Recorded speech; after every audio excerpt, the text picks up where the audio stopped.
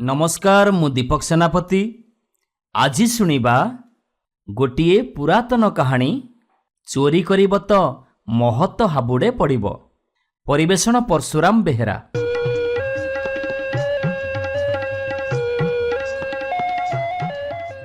अति पुराणा कथा। या भितरे केते शह वर्ष बीतीगलानी। गोटे देशरे जणे राजा थिले।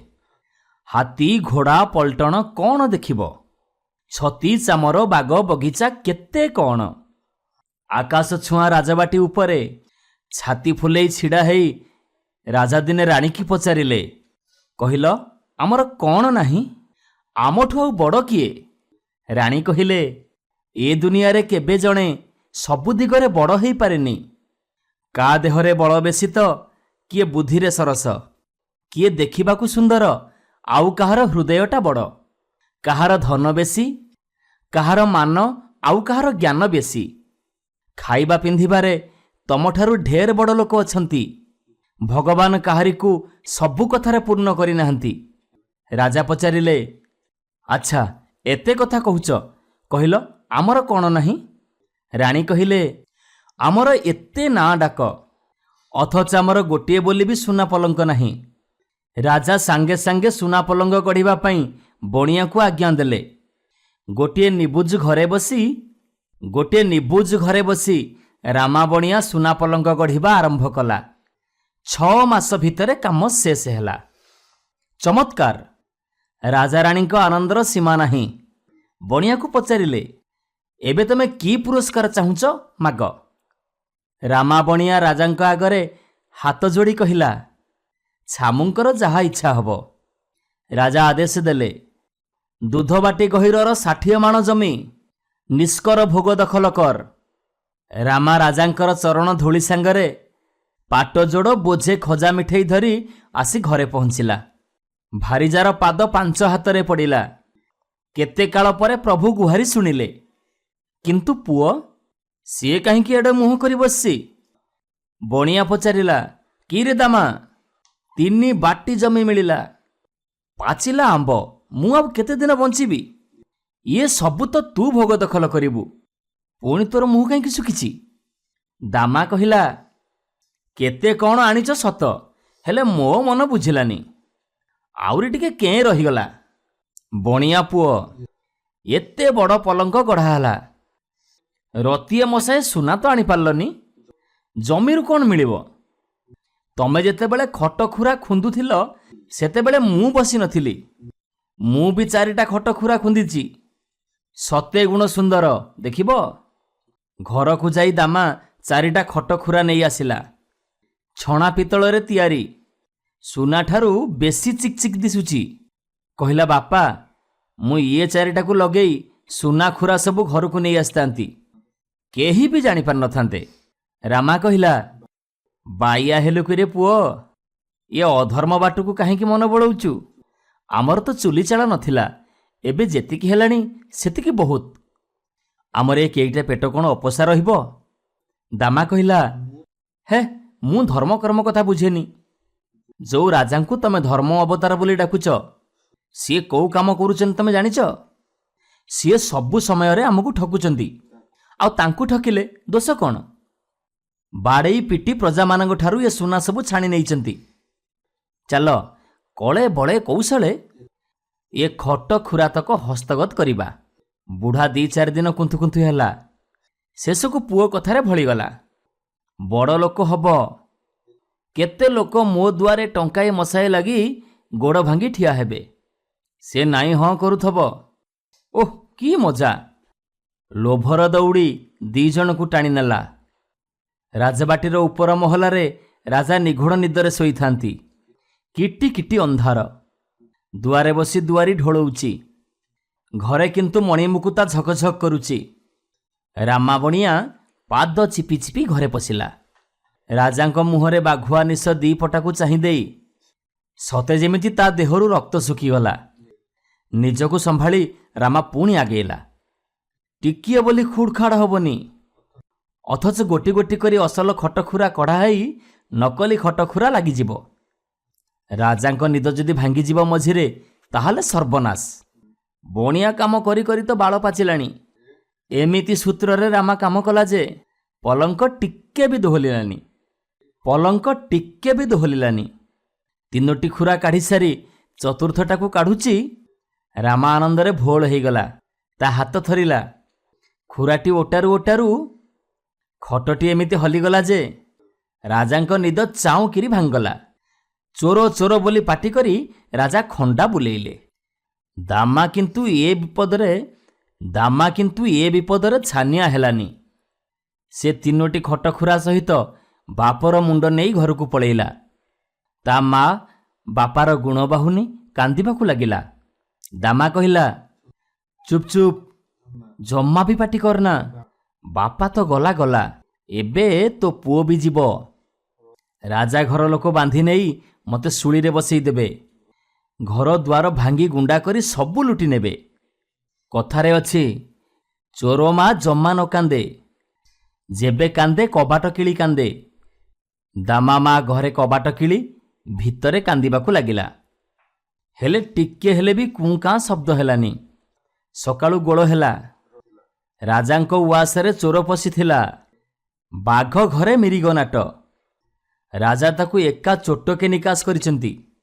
କିନ୍ତୁ ସେ ଏକୁଟିଆ ନୁହଁ, ତା ସାଙ୍ଗରେ ଆହୁରି କେଇଟା ଆସିଥିଲେ। ଚୋର ତା ମୁଣ୍ଡଟା ନେଇ ପଳେଇ ଯାଇଛି। ଆଉ ଗଣ୍ଡିରୁ କିଏ କାହାକୁ ଚିହ୍ନିବ? କଟୁଆଳମାନେ ବହୁତ ଖୋଜାଖୋଜି କଲେ, ହେଲେ କିଛି ଟେର ପାଇଲେନି। ଶେଷରେ ଚୋରର ଶବକୁ ନଗର ସାରା ବୁଲେଇବାର କଥା ହେଲା। ତାକୁ ଦେଖି ଯିଏ କାନ୍ଦିବ ସିଏ ଚୋରର କୁଟୁମ୍ବ ବୋଲି ଚିହ୍ନା ପଡ଼ିବ। ସେଇ ସୂତ୍ରରେ ଚୋରର ନାଁ ଗାଁ ଠିକଣା ଜଣାପଡ଼ିବ। ଆଉ ସୁନା ଖଟଖୁରା ଅସୁଲ କରାହବ। ଚୋରର ଅଂଶବଂଶକୁ ଶୂଳିରେ ବସାଯିବ। ଏସବୁ ଶୁଣି ଦାମା ତା ମାଆକୁ ସାବଧାନ କରି କହିଲା, ତୋ ସାମ୍ନାକୁ ମୁର୍ଦାର ଆସିଲେ ହଠାତ୍ ମୁଁ ସଜନା ଗଛରୁ ତଳକୁ ଖସି ପଡ଼ିବି। ଯିଏ ପଚାରିବ କାହିଁକି କାନ୍ଦୁଛୁ, କହିବୁ ମୋ ପୁଅ ଗଛରୁ ପଡ଼ି ଖଣ୍ଡିଆ ଖାବରା ହେଇଗଲା। ତୋର କାନ୍ଦ ବୋବା ବି ହବ, ଆଉ ମୋର କିଛି କ୍ଷତି ହବନି। ମୁର୍ଦାର ରାଇଜ ସାରା ବୁଲିଲା। ଏକୁଟିଆ ବୁଢ଼ୀ ଛଡ଼ା ଆଉ କାହାରି ଆଖିରେ ଲୁହ ନାହିଁ। ସିଏ ତା ପୁଅ ପାଇଁ କାନ୍ଦୁଥିଲା। ରାଜା ଏକଥା ବୁଝିପାରିଲେ। ଆଉ କାହାର ତ ସନ୍ଦେହ ନାହିଁ। ଏମିତି ଚୋର ଖସିଗଲା। ଏଥର କୋକେଇରେ ବାନ୍ଧି ମୁର୍ଦାରଟାକୁ ମଶାଣିକି ନିଆଗଲା। ଏଣେ ରାଜ୍ୟଯାକ ଡେଙ୍ଗୁରା ଦିଆଗଲା ଯେ ପ୍ରକୃତରେ ଯିଏ ବାପର ପୁଅ ହେଇଥିବ ସିଏ ଗଣ୍ଡି ସାଙ୍ଗରେ ମୁଣ୍ଡ ଯୋଡ଼ି ମୁଖାଗ୍ନି ଦବ। ଦାମା ସେ ଡେଙ୍ଗୁରା ଶୁଣିଲା। ଭାବିଲା, ଯଦି ଯିବି ରାଜାଙ୍କ ଲୋକ ସାଙ୍ଗେ ସାଙ୍ଗେ ଧରି ନେଇ ମୋତେ ଶୂଳିରେ ବସେଇ ଦେବେ। ଯଦି ନ ଯିବି ମାର ଚରିତ୍ର ଉପରେ ଆଞ୍ଚ ଆସିବ। ରାତି ଅଧ। ଜଗୁଆଳିମାନେ ଅସ୍ତ୍ରଶସ୍ତ୍ର ଧରି ପ୍ରହରା ଦଉଥାନ୍ତି।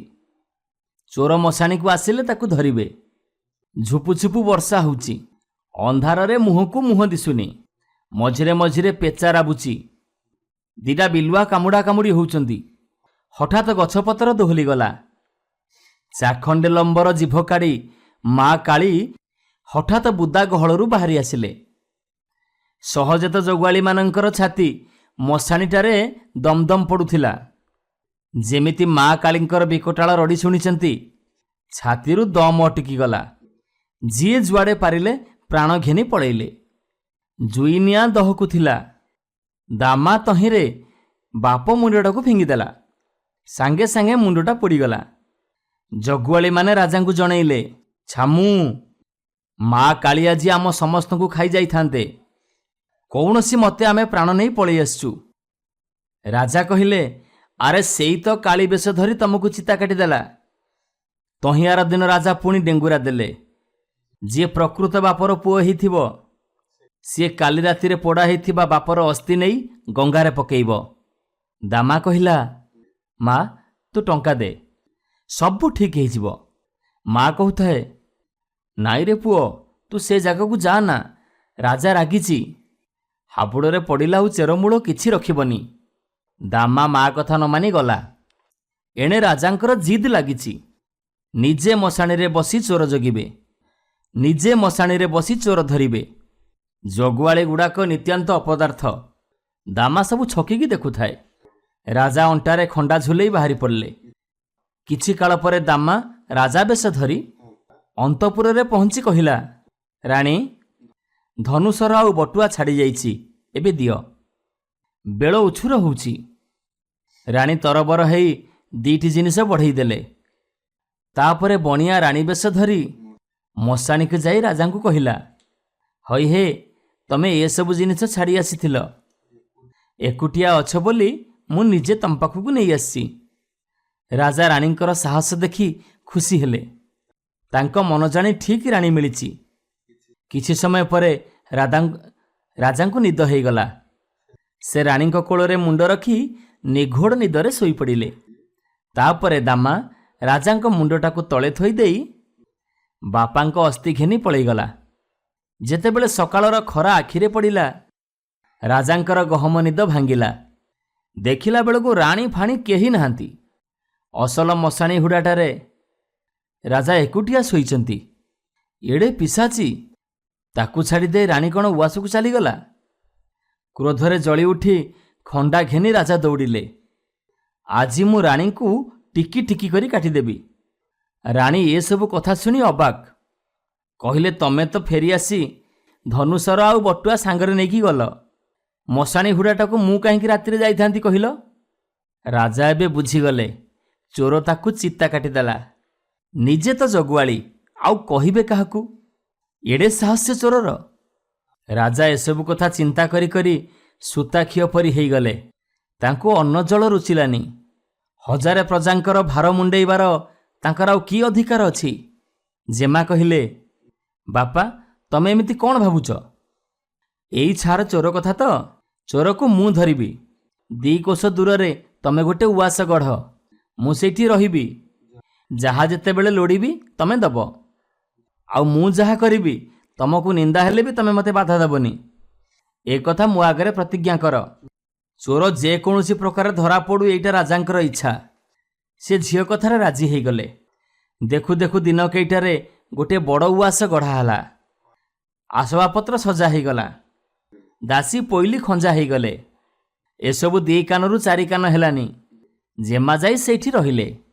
ଡେଙ୍ଗୁରା ଦିଆଗଲା ଯେ କାଶୀରୁ ଜଣେ ସୁନ୍ଦରୀ ବେଶ୍ୟା ଆସି ରହିଛନ୍ତି।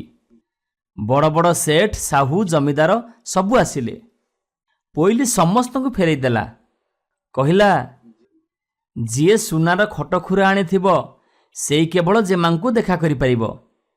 ଦାମା ସହର ଯାକ ବୁଲି ଗୋଟେ ଘୋଡ଼ା ଗାଡ଼ି ଠିକ୍ କଲା। ଗାଡ଼ିବାଲା ବି ଭେଣ୍ଡିଆ। ଦାମା ଦର ଛିଣ୍ଡେଇଲା, ଠିକଣା ବତେଇ ଦେଲା। ଆଖି ପିଛୁଳାକେ ଗାଡ଼ି ଯାଇ ଜେମାଙ୍କ ନଅର ଦୁଆରେ ପହଞ୍ଚିଲା। ସୁନାର ଖଟଖୁରା ଦେଖି ପୋଇଲି ବାଟ ଛାଡ଼ିଦେଲା। ଜେମା କପଟ ସ୍ନେହ ଦେଖେଇ ଦାମାକୁ ପାଛୋଟି ନେଲା। ଆଳାପ ଆଲୋଚନା ହେଲା। ସୁନା ଖୁରାଟି ଦେଇ ଦାମା ପଳେଇ ଆସିଲା। ସେତେବେଳକୁ ରାତି ପାହିନି। 15 ଦିନ ପରେ ଆଉ ଗୋଟିଏ ଖୁରା ନେଇ ଗଲା। ସେଦିନ ବି ରାତିରେ ସେଠି ରହିଲା। ସେଇଠିକୁ ଦେଇ ସେ ପୁଣି ଖସି ପଳେଇ ଆସିଲା। ତାର ଠିକ୍ 2 ମାସ ପରେ ତୃତୀୟ ଖୁରାଟିକୁ ନେଇକି ଗଲା। କହିଲା, ଗାଡ଼ିବାଲା, ଟିକେ ହେଲେ ବି ଘୁମେଇବୁନି। ବସିଲା ମାତ୍ରକେ ବିଜୁଳି ବେଗରେ ଘୋଡ଼ାକୁ ଦୌଡ଼େଇ ଦେବୁ। ତତେ ମୁଁ 100 ଟଙ୍କା ପୁରସ୍କାର ଦେବି, ବୁଝିଲୁ? ରାତି ଅଧରୁ ବଳିଲାଣି। ଦାଣ୍ଡରେ ଆଉ ଲୋକ ଗହଳ ନାହିଁ। ଦାମା କହିଲା, ପାଟିଟା କେମିତି କେମିତି ଲାଗୁଛି। 4 ଖଣ୍ଡ ଖିଲିପାନ ନହେଲେ ହବନି। ଗାଡ଼ିବାଲା ଦେଖିଲା, ସବୁ ଦୋକାନ ବଜାର ପଡ଼ିଗଲାଣି। ଆଉ ଦୋକାନୀମାନେ ବି ଶୋଇଗଲେଣି। ଖାଲି ଗୋଟିଏ ଦୋକାନ ଦରଜା ବନ୍ଦ, ଭିତରୁ ଆଲୁଅ ଟିକେ ଟିକେ ପଡ଼ୁଛି। ସେ ଡାକିଲା, ଭାଇ, 4 ଖଣ୍ଡ ପାନ ଖିଲି ଦିଏ ତ। ଦୋକାନୀ କହିଲା, ଖିଲେ ପାନକୁ ଟଙ୍କାଏ ଦେଲେ ବି ଦୋକାନ ଖୋଲିବିନି। ଗାଡ଼ିବାଲା କହିଲା, ଆଉ ତାହେଲେ 2 ଟଙ୍କା ନେ। ଦୋକାନୀର ଲୋଭ ହେଲା। ଖିଲେ ପାନକୁ 2 ଟଙ୍କା, 4 କିଲୋକୁ ପୁଣି 8 ଟଙ୍କା। ଯଦି ଏମିତି ରୋଜଗାର ହବ ତ ଦିନ କେଇଟାରେ ସେ ବଡ଼ ଲୋକ ହେଇଯିବ। ଦୋକାନୀ ମନେ ମନେ ଖୁସି ହେଇ କହିଲା, ଗୋଟିଏ କଥା, ପାନ ଦେବି କିନ୍ତୁ ଦୁଆର ଫିଟେଇବିନି। ଆଗେ ଟଙ୍କାଟା ବଢ଼େଇ ଦିଅ। ଆଗେ 8 ଟଙ୍କା ଗଣି ନେଲା। ତାପରେ ପାନ ଭାଙ୍ଗିକି ଦବାକୁ ଝରକା ବାଟରେ ହାତ ବଢ଼ଉଛି ତ। ଦାମା କ'ଣ କଲା ନା, ଖଣ୍ଡାରେ ହାତ ଯୋଡ଼ିକ କାଟି ନେଇ ଗାଡ଼ିବାଲାକୁ କହିଲା, ଚଲା ଶୀଘ୍ର। ଗାଡ଼ିବାଲା ସାଙ୍ଗେ ସାଙ୍ଗେ ଘୋଡ଼ା ଦୌଡ଼େଇ ଦେଲା। ଜେମାଙ୍କ ସ୍ନେହ ଆଜି ସବୁଦିନଠାରୁ ବଳିଛି। କେତେ ଗେହ୍ଲେଇ ତୁନେଇ ହେଉଛନ୍ତି, କେତେ ଅଭିମାନ କରୁଛନ୍ତି। କଥା କଥାକେ ଲୁହ ବହି ପଡ଼ୁଛି। କୁଆଁ ତାରା ଉଠିଲାଣି। ଦାମା ସୁଯୋଗ ଖୋଜୁଛି ପଳେଇ ଯିବ। ଜେମା ସମୟ ଟାଳୁଛନ୍ତି। ସକାଳ ହଉ, ଚୋରକୁ ଧରିବା ସହଜ ହବ। ଏଇନେ ଗଣ୍ଡଗୋଳ କଲେ ସେ ତ ଖସିକି ପଳେଇବ। ତର୍କି ଯାଇ ଆଉ ଆସିବନି। ଦାମା ଦେଖିଲା ଜେମାଙ୍କ କବଳରୁ ଖସିବା କାଠିକର ପାଠ। ସେ ଜେମାଙ୍କ ପାଖକୁ ଲାଗିକି ବସିଲା। ଖୁବ୍ ଆଳାପ ଜମେଇଲା। ତଥାପି ବିଶ୍ୱାସ ହଉନି ଜେମା ତା ହାତକୁ ଧରିଥାନ୍ତି। ଦାମା ଥିଲା ଥିଲା ଜେମାଙ୍କ ହାତରୁ ନିଜ ହାତକୁ ଭିଡ଼ି ନେଇ ଗାଡ଼ିରେ ବସିଛୁ। ଜେମାଙ୍କ ହାତରେ ଏବେ ପାନ ଦୋକାନୀର ମଲା ହାତ ଦିଟା। ଦାମା ତାକୁ ନିଜ ହାତରେ ବାନ୍ଧିଥିଲା। ଜଗୁଆଳି ସବୁ ହାଉଳି ଖାଇ କିଏ କୁଆଡ଼େ ଦୌଡ଼ିଲେ, କିନ୍ତୁ ଚୋରର ପତା ମିଳିଲାନି। ଜେମା ସେତେବେଳକୁ ଗର୍ଭବତୀ। ସୁନା ଖଟଖୁରା ମିଳିଲା, କିନ୍ତୁ ଚୋର ଧରା ପଡ଼ିଲାନି। ରାଜା ଶୁଣିଲେ। ଜେମାଙ୍କୁ କହିଲେ, ଛି କୂଳ କଳଙ୍କିନୀ, ମୋ କୂଳରେ ତୁ କାଳି ଲଗେଇଲୁ। ସେ ନିନ୍ଦାଠାରୁ ଏ ନିନ୍ଦା ବଳିଗଲା। ମୁଣ୍ଡ ଟେକି ମୁଁ ବାଟ ଚାଲିବି କେମିତି? ପ୍ରଜାପାଟକ ମୋତେ କ'ଣ ଭାବୁଥିବେ? ଯେତେ ଯାହା କହିଲେ ବି ନିଜ ଝିଅ ତ, ସେ କ'ଣ ଆଉ ଫିଙ୍ଗିଦେବେ? ସିଏ ତ ରାଜାଙ୍କ ପାଇଁ ଏ କଳଙ୍କ ଭାର ମୁଣ୍ଡେଇଛି। ସିଏ ନିଜେ ଯେତେବେଳେ ଚୋର ପାଖରେ ହାରି ଯାଇଛନ୍ତି, ଆଉ ଜେମାଙ୍କୁ କ'ଣ କହିବେ? ସିଏ ଜେମାଙ୍କ ପାଇଁ ନଅର ପାଖରେ ଆଉ ଗୋଟିଏ ନଅର ତୋଳେଇଲେ। ସବୁ ଜିନିଷ ଖଞ୍ଜା କରିଦେଲେ। ସେଠି ଜେମାଙ୍କର ଗୋଟେ ପୁଅ ହେଲା। ପୁଅଟି ବଢ଼ି 5 ବର୍ଷର ହେଲା। ସବୁବେଳେ ଜେମାଙ୍କର ଭାବନା, କେମିତି ସେ ସିଆଣିଆ ଚୋରକୁ ଧରିବେ। ମାନମୋହ ତ ସବୁ ତ ପଦାରେ ପଡ଼ିଲା। ନିଲଠା ଜୀବନ ନେଇ ବଞ୍ଚିବା ଯାହା, ମରିବା ସେଇଆ। ଜେମାଙ୍କ ବୁଦ୍ଧିରେ ରାଜା ଦିନେ ଡେଙ୍ଗୁରା ଦେଲେ। ଅମୁକ ମେଲଣ ପଡ଼ିଆରେ ରାଜଧାନୀର ସବୁ ଲୋକ ରୁଣ୍ଡ ହେବେ। ଯିଏ ନ ଆସିବ ତା ମୁଣ୍ଡ କାଟ। ଦଳ ଦଳ ଲୋକ ମାଡ଼ି ଆସିଲେ। ଚାହୁଁ ଚାହୁଁ ଏତେ ବଡ଼ ପଡ଼ିଆରେ ସୋରିଷ ପକାଇବାକୁ ରାହା ମିଳିଲାନି। ହେଲେ ସମସ୍ତେ ଧାଡ଼ି ଧାଡ଼ି ହେଇ ବସିଥାନ୍ତି। ଜେମା ପୁଅକୁ ବେଶ କରିଦେଇ ତା ହାତରେ 2 କିଲୋ ପାନ ଦେଇ କହିଲେ, ଯା, ୟା ଭିତରେ ଯିଏ ତୋ ବାପା, ତୁ ତାରି କୋଳରେ ବସିବୁ। ତାକୁ ଏ 2 ଖଣ୍ଡ ପାନ ଦବୁ। ପୁଅ ବୁଲି ବୁଲି ଘଡ଼ିକ ପରେ ଯାଇ ଦାମା କୋଳରେ ବସିଲା। ରୂପକୁ ରୂପ ମିଶିଲା। ବାପ ପୁଅ ଏକାସରି। ଜେମାଙ୍କ ଆଖିରୁ ଲୁହ ବହିଗଲା। ରାଜା ଚୋରକୁ ହାତକଡ଼ା ପକେଇ ନେଇଗଲେ। କୋବଲେଇ ପଚାରିଲେ, ସତ କହ, ଖଟଖୁରା ତୁ ନେଇଥିଲୁ କି ନାହିଁ? ଦାମା କହିଲା, ଏ ମୁଣ୍ଡ ରହିଲେ କହିବି। ରାଜା ଅଭୟ ଦେଲେ। ଯାହା ଯାହା ଘଟିଥିଲା ଦାମା ସବୁ କହିଗଲା। ରାଜା କହିଲେ, ଆରେ ବାଃ, ତୋ ଭଳି ସିଆଣିଆ ଲୋକ ମୋ ରାଜ୍ୟରେ ଜଣେ ବି ନାହିଁ। ତୋ ପାଖରେ ରାଜାଠାରୁ ପ୍ରଜା ପର୍ଯ୍ୟନ୍ତ ସମସ୍ତେ ହାରିଛନ୍ତି। ଗୋଟିଏ ନିର୍ବୁଦ୍ଧିଆ ରାଜା ପୁଅ ଅପେକ୍ଷା ତୋ ପରି ବୁଦ୍ଧିଆ ପିଲାକୁ ଜଇଁ କଲେ ମୋର ଗୌରବ ବେଶୀ ବଢ଼ିବ। ମୁଁ ମୋ ଝିଅକୁ ତୋ ହାତରେ ଦଉଛି, ଆଉ ରାଜ୍ୟରୁ ଅଧେ ବି ତତେ ଯୌତୁକ ଦଉଛି। ଯୋଉ ବୁଦ୍ଧିଟାକୁ ତୁ ମନ୍ଦ ବାଟରେ ଲଗେଇଲୁ, ତାକୁ ଏବେ ପ୍ରଜାମାନଙ୍କ ହିତ କାମରେ ଲଗା। ତାପରେ ଜେମାଙ୍କ ସାଙ୍ଗରେ ଦାମାର ଧୁମଧାମରେ ବାହାଘର ହେଲା। ଜେମାଙ୍କୁ ନେଇ ଦାମା ସୁଖରେ ରହିଲା। ରାଜାଙ୍କ ଅନ୍ତେ ସବୁ ରାଜ୍ୟ ଦାମା ହାତକୁ ଆସିଲା। ସେ ବୁଦ୍ଧି ଖଟେଇ ଅତି ସୁଖରେ ରାଇଜ ପାଳିଲା। ନମସ୍କାର, ମୁଁ ପ୍ରଦୀପ ମଲ୍ଲିକ। ଆଜି ଶୁଣିବା ଓଡ଼ିଶାର ଏକ ଲୋକକଥା, କାଉର ଜନ୍ମ କଥା। ପରିବେଷଣ ପରଶୁରାମ ବେହେରା।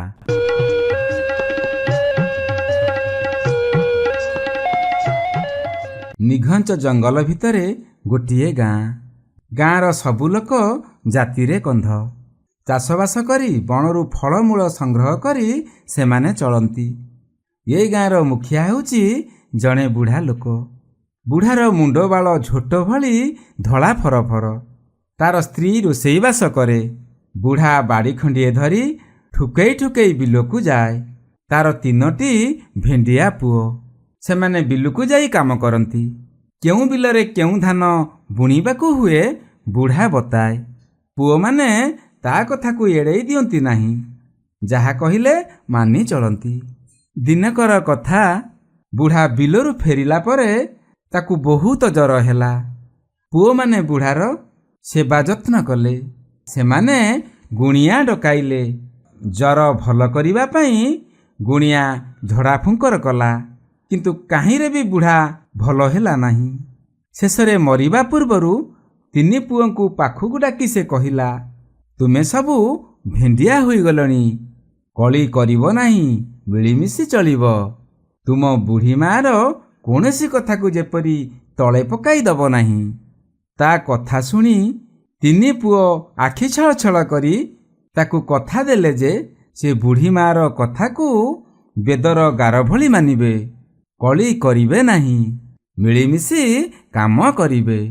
ପୁଅମାନଙ୍କର କଥା ଶୁଣି ବୁଢ଼ା ଟିକିଏ ଆଶ୍ୱସ୍ତ ହେଲା। ତାପରେ ସବୁଦିନ ପାଇଁ ଆଖି ବୁଜିଦେଲା। ବୁଢ଼ା ବାପା ମରିଯିବାରୁ ବୁଢ଼ୀ ଓ ତିନି ପୁଅ ବହୁତ କାନ୍ଦିଲେ। ଗାଁ ଲୋକ ବି ଦୁଃଖ କଲେ। ତାପରେ ବୁଢ଼ାକୁ ଶ୍ମଶାନକୁ ନେଇ ତାର ସମସ୍ତ ଶୁଦ୍ଧିକ୍ରିୟା କଲେ। ଏହାର କିଛି ଦିନ ଗଲା ପରେ ପୁଅମାନେ ପୁଣି ମିଳିମିଶି ଚାଷ କାମରେ ଲାଗିଗଲେ। ସେମାନଙ୍କ ପରିଶ୍ରମରେ ଚାଷ ଜମି ଛନଛନିଆ ଫସଲରେ ହସି ଉଠିଲା। ଏସବୁ ଦେଖି ବୁଢ଼ୀ ବି ଖୁସି ହୋଇଗଲା। ଦିନେ ବୁଢ଼ୀ ପୁଅମାନଙ୍କୁ ଡାକି କହିଲା, ଖାଲି ଚାଷ କଲେ କ'ଣ ହବ? ବହୁଦିନ ହେଲା ପାଟିରେ ଆଇଁଷ ଟିକିଏ ନ ଲାଗିବାରୁ ବଡ଼ ଚିଟିଚିଟା ଲାଗୁଛି। ତୁମ ବାପା ବଞ୍ଚିଥିବା ବେଳେ ବଣରୁ ଯାଇ କେତେ ମିରିଗ, ସମ୍ଭର, କୁଟୁରା ନେଇ ଆସୁଥିଲେ। ହେଲେ ଏବେ ତ ସେସବୁ ବନ୍ଦ ହୋଇଗଲା। ବଣକୁ ଯାଇ କିଛି ମାଉଁସ ହେଲେ ନେଇ ଆସନ୍ତ। ମାଉଁସ ଖାଇବାକୁ ମୋର ଭାରି ଇଚ୍ଛା ହେଉଛି। ବୁଢ଼ୀ ମା'ର କଥା ଶୁଣି ତିନି ପୁଅ ହାତରେ ଧନୁଶର ଟାଙ୍ଗିଆ ନେଇ ବଣକୁ ବାହାରି ପଡ଼ିଲେ। ବଣରେ ଏଣେ ତେଣେ ଲୁଚି ଛପି ସେମାନେ ଶିକାର ଖୋଜିଲେ। ଠିକ୍ ଏତିକି ବେଳେ ସମ୍ଭରଟିଏ ସେମାନେ ଦେଖିଲେ। ବିଳମ୍ବ ନ କରି ତିନି ଭାଇ ସର ବିନ୍ଧିଲେ। ତିନି ଜଣଙ୍କର ସର ଏକାଠି ଯାଇ ସମ୍ଭର ଦେହରେ ବାଜିଲା। ସମ୍ଭର ଜୀବନ ବିକଳରେ ରଡ଼ି ଛାଡ଼ି ଧାଇଁ ପଳାଇଲା। ହେଲେ କେଉଁଠି ଗଛ ଉହାଡ଼ରେ ସେ ଲୁଚିଗଲା ଯେ ଆଉ ତାର ପତା ମିଳିଲା ନାହିଁ। ତିନି ଭାଇ ବଣଟା ସାରା ଏଣେ ତେଣେ ସମ୍ବରକୁ ବହୁତ ଖୋଜିଲେ, କିନ୍ତୁ ପାଇଲେ ନାହିଁ। ସେତେବେଳେ ପ୍ରାୟ ଦ୍ୱିପହର ହେବ। ଖରା ଟାଇଁ ଟାଇଁ ମାରୁଥାଏ। ସେତେବେଳେ ତିନି ଜଣ ଯାକ ଥକି ପଡ଼ିଲେ। ସେମାନଙ୍କୁ ବହୁତ ଭୋକ ହେଲା। କିଛି ଉପାୟ ନ ପାଇ ସେମାନେ ଘରକୁ ଫେରିଲେ। ଫେରିବା ବାଟରେ ସେମାନେ ଠେକୁଆଟିଏ ଡେଇଁ ଡେଇଁ ଯାଉଥିବାର ଦେଖିଲେ। କାଳ ବିଳମ୍ବ ନ କରି ବଡ଼ ଭାଇ ସରଟିଏ ମାରିଲା। ଠେକୁଆ ଦେହରେ ଯାଇ ସରଟି ଯେମିତି ବାଜିଛି ସେ ସଙ୍ଗେ ସଙ୍ଗେ ଟଳି ପଡ଼ିଲା। ଭୋକ ତ ହେଉଥିଲା, ତେଣୁ ସେମାନେ ଶୁଖିଲା ପତ୍ର କୁଟାକାଠି ଏକାଠି କରି ନିଆଁ ଜଳାଇଲେ। ଠେକୁଆ ମାଂସରୁ ଅଧେ ପୋଡ଼ିକି ଖାଇଲେ। ଆଉ ଅଧକ ବୁଢ଼ୀ ମା'କୁ ଦବା ପାଇଁ ଶିଆଳି ପତ୍ରରେ ପୁଡ଼ିଆ ବାନ୍ଧି ରଖିଲେ। ତାପରେ ସେମାନେ ଘରକୁ ଯିବା ପାଇଁ ଯେତେବେଳେ ବାହାରିଲେ, ସବା ସାନ ଭାଇ କହିଲା, ଆରେ ବଣ ଭିତରେ ନିଆଁ ନ ଲିଭାଇ ଆମେ ଯିବା କିପରି? ନିଆଁ ଗୁଡ଼ାକ ବଣଟା ସାରା ଖେଳେଇ ହୋଇଯିବ ଯେ। ସାନ ଭାଇର କଥା ଶୁଣି ସବୁ ଭାଇ ହାତରେ ପାଣିତକ ଆଞ୍ଜୁଳା ଆଞ୍ଜୁଳା କରି ନିଆଁ ଉପରେ ପକାଇଲେ। କିଛି ସମୟ ପରେ ନିଆଁ ଲିଭିଲା। କିନ୍ତୁ ତା ଭିତରୁ 7 ଖଣ୍ଡି ଅଙ୍ଗାର ଆଉ ଖଣ୍ଡେ ଦରପୋଡ଼ା କାଠ ବାହାରିଲା। ଦରପୋଡ଼ା କାଠରୁ ସେ ପର୍ଯ୍ୟନ୍ତ ନିଆଁ ପୂରାପୂରି ଲିଭି ନଥିଲା। ସେମାନେ ପୁଣି ପାଣି ଆଣି ଦରପୋଡ଼ା କାଠରେ ଯେମିତି ପକାଇଛନ୍ତି, ସଙ୍ଗେ ସଙ୍ଗେ ତା ଭିତରୁ କାଳିଆ କିଟିକିଟି ଚଢ଼େଇଟିଏ ବାହାରିଲା। ଚଢ଼େଇଟିକୁ ଦେଖି ତିନି ଭାଇ ଆଶ୍ଚର୍ଯ୍ୟ ହୋଇଗଲେ। ସବା ବଡ଼ ଭାଇ କହିଲା, ଏ କାଳିଆ ଚଢ଼େଇ, ତୁ ଆମକୁ ଡରନି। ଆମେ ତୋର କୌଣସି କ୍ଷତି କରିବୁ ନାହିଁ। ତୁ ଆଜିଠାରୁ ଆମର ପୁଅ ହୋଇ ରହିଲୁ। ମଝିଆ ଭାଇ କହିଲା, ଆରେ ହେ ଚଢ଼େଇ ପୁଅ, ତୋତେ ମୁଁ କେତେକ କାମ ଦେଉଛି। ତୁ ମୋ କଥାକୁ ତଳେ ପକେଇ ଦେବୁ ନାହିଁ। ଆଜିଠାରୁ ସକାଳ ହେଲେ ତୁ କା କା କରି ରାବ ଛାଡ଼ିବୁ। ତୋ ରାବ ଶୁଣି ଲୋକଙ୍କର ନିଦ ଭାଙ୍ଗିଯିବ। ସେମାନେ ନିଜ ନିଜ ଧନ୍ଦାରେ ଲାଗିଯିବେ। ସାନ ଭାଇ କହିଲା, ଚଢ଼େଇ ପୁଅ, ଆଜିଠାରୁ ମୁଁ ତୋ ନାଁ କାଉ ଦେଲି। ତୁ ସବୁଠୁ ବେଶୀ ବୁଦ୍ଧିମାନ ହେବୁ। ସମସ୍ତଙ୍କ ଅପେକ୍ଷା ବେଶୀ ଦିନ ବଞ୍ଚିବୁ। ଆମେ ଯେତେବେଳେ ବଣକୁ ଶିକାର କରିବା ପାଇଁ ଯିବୁ, ତୁ ଆମ ସାଙ୍ଗରେ ରହି ଆମକୁ ଶିକାର କରିବାରେ ସାହାଯ୍ୟ କରିବୁ। ଆମ ଖାଇବା ଦରବରୁ ତୁ ବି ଭାଗ ପାଇବୁ। ଚଢ଼େଇଟି ସେମାନଙ୍କ କଥା ଶୁଣି ଆହୁରି ଉପରକୁ ଉଡ଼ିଗଲା। କିଛି ଦୂରରେ ସମ୍ବରଟିଏ ମରି ପଡ଼ିଥିବାର ଦେଖି ସେ ବଡ଼ ପାଟିରେ ତିନି ଭାଇଙ୍କୁ କହିଲା, କା କା କା। ସମ୍ବରଟି ପଡ଼ିଛି, ଆ। ଚଢ଼େଇଟିର କହିବା ଅନୁଯାୟୀ ତିନି ଭାଇ କିଛି ଦୂରରୁ ଯାଇ ଦେଖିଲେ ସତକୁ ସତ ସମ୍ବରଟିଏ ମରି ପଡ଼ିଛି। ସେମାନଙ୍କର ଆନନ୍ଦର ସୀମା ରହିଲା ନାହିଁ। ସେମାନେ ସମ୍ବରଟିକୁ କାନ୍ଧରେ ବୋହି ଘରକୁ ଫେରିଲେ। ଚଢ଼େଇଟି ମଧ୍ୟ ଉଡ଼ି ଉଡ଼ି ସେମାନଙ୍କ ପଛେ ପଛେ ଗଲା। ସମ୍ବର ମାଂସ ଦେଖି ବୁଢ଼ୀ ବହୁତ ଖୁସି ହେଲା। ସେ ମାଂସତକ ରନ୍ଧାବଢ଼ା କରି ତିନି ପୁଅ ଆଉ ଚଢ଼େଇଟିକୁ ପରସି ଦେଇ ଶେଷରେ ନିଜେ ଖାଇ ବସିଲା। ସେଇଦିନଠାରୁ କାଉ ବି ସେମାନଙ୍କ ପାଖେ ପାଖେ ରହିଲା। ସେ ଗଛ ଉପରେ ବସା କଲା। ସକାଳୁ ସକାଳୁ ରାବ ଛାଡ଼ିଲା। ତା ରାବ ଶୁଣି ଲୋକମାନେ ଉଠି ପଡ଼ନ୍ତି। ସେମାନେ ନିଜ ନିଜ କାମଧନ୍ଦାରେ ଲାଗି ପଡ଼ନ୍ତି।